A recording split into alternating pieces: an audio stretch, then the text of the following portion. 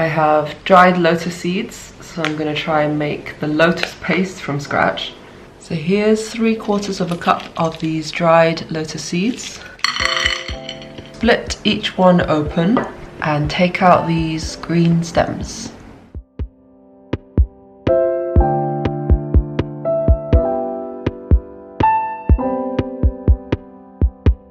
So not all of them had green stems in, but I've removed the ones that do.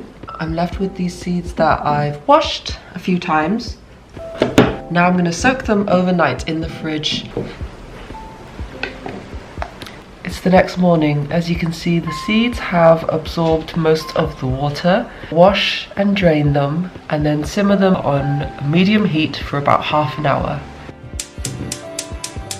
So I've added enough cold water to submerge all the seeds. I don't actually have a sensibly sized food processor, only this massive soup maker. Drain most of the water and blend it all up.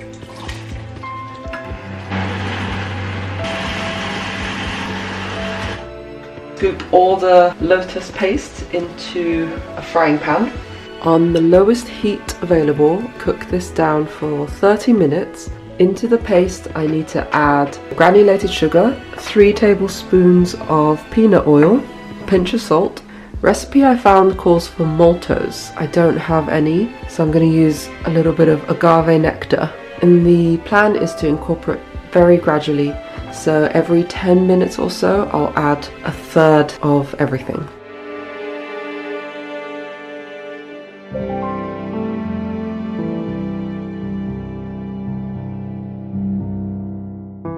I'm 20 minutes in.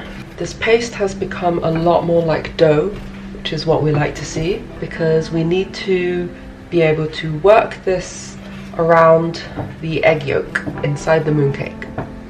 My arm is killing me because I've been stirring non-stop for nearly half an hour.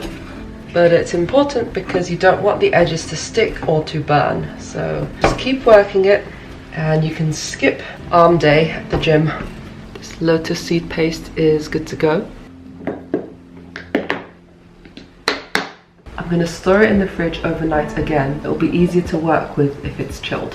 I think this is the bit I'm most nervous about. I've got Clarence Court duck eggs, which are beautiful and fresh. Crack 8 eggs into a bowl, but I'm going to do each into a smaller bowl to transfer so that if one breaks, I don't have to throw away the whole lot. Hold on to these shells, that's 1, and repeat 7 more times. See, that one did break a bit, so I'm just going to put that aside. So out of my designated 8 duck eggs, I've got 6 unbroken yolks. I've chosen the 6 most structurally sound egg shell halves, and I've given them a wash and a dry and put them in the egg container that the eggs originally came in.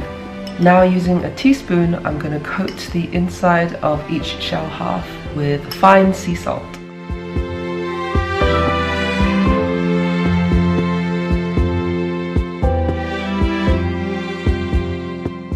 Now that they're all salted, comes the slightly more difficult part of separating the yolks from the whites. This might get messy.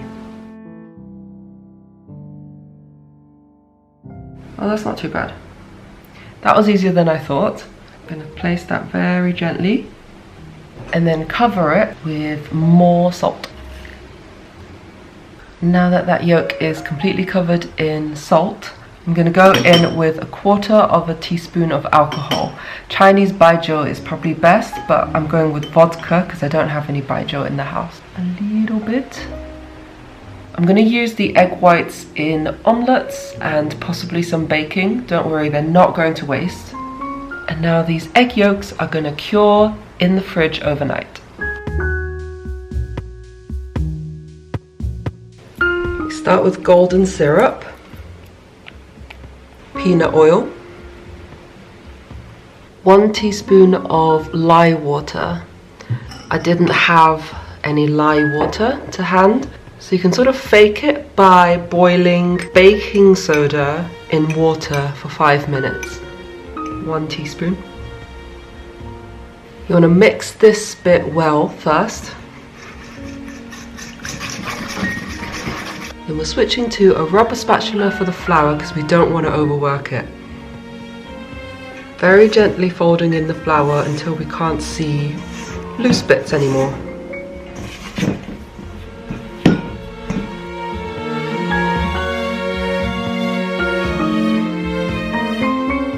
So that's my prep done. To recap, we've got salted duck egg yolks, the dough, and the lotus seed paste in there. All 3 components are going to chill overnight, ready for assembly and baking tomorrow. I'm honestly so excited. It's quite stubborn. Wow, that's so strange. Ooh, please work, please work. Oh, and it came away. Okay, here's how the yolk looks.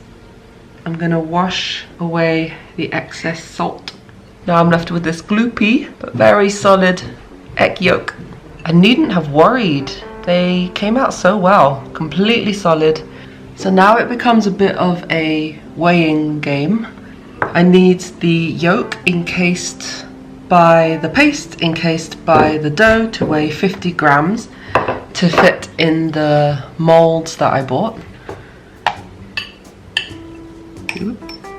This yolk is 16 grams, so I want to add enough paste to make a total weight of 35 grams.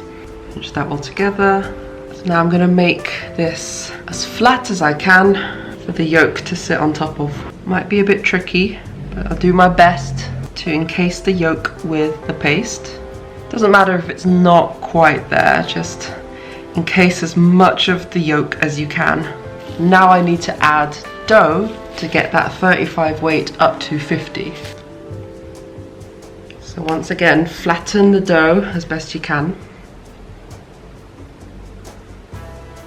And just try and give it a roll until it's nice and smooth.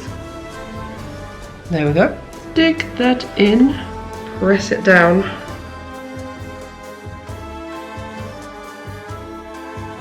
I've made a bit of a mess. But the good news is I'm done.